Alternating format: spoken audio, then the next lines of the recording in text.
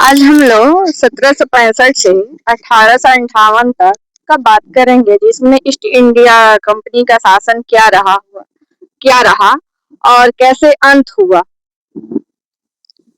है ना। जी 1765 से 1772 में क्या कार्यकाल रहा, कैसा शासन रहा।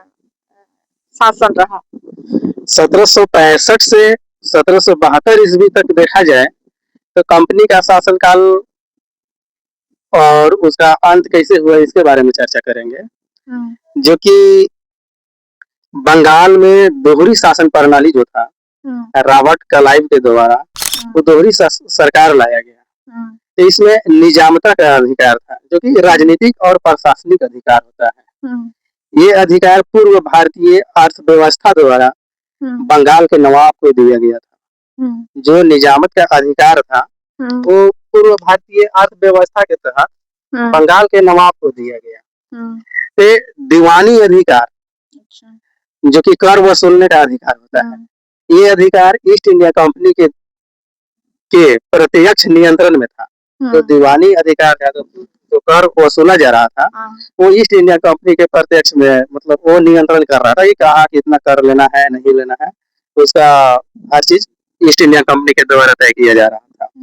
फिर आया इलाहाबाद संधि के बाद रॉबर्ट क्लाइव द्वारा 1765 ईसा पूर्व में बंगाल, बिहार और उड़ीसा में जो शासन व्यवस्था लागू की गई थी उसे बंगाल का द्वैत शासन कहा जाता था, यानी कि दोहरी सरकार कहा जाता था, जो 1765 से 1772 तक चला। और बाद में 1772 ईसा पूर्व में बंगाल प्रेसिडेंसी के गवर्नर वारेन हेस्टिंग्स ने इस दोहरे शासन को समाप्त करके बंगाल का शासन सीधा कंपनी के हाथ में ले लिया। जो दोहरा शासन चालू हुआ था तो वो वारेन हेस्टिंग जो आए गवर्नर बने, तो वो दोहरी शासन समाप्त करके डायरेक्ट कंपनी के हाथ में शासन दे दिया गया।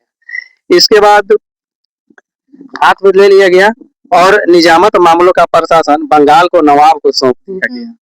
और कानून की तरफ से दीवानी मामलों का शासन देखने के लिए रॉबर्ट क्लाइव द्वारा 2 नायब नियुक्त कर दिए गए। जो रॉबर्ट क्लाइव थे वो 2 नायब नियुक्त किए, पहला सीताबर राय और दूसरा मोहम्मद राजा खान।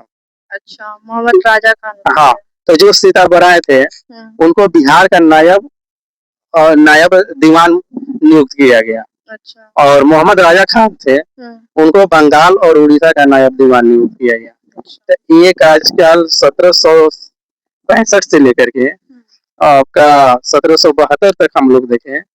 और नेक्स्ट वीडियो में अब हम लोग 1767 से लेकर के 1769 ईस्वी तक देखेंगे कि क्या क्या हुआ नहीं हुआ।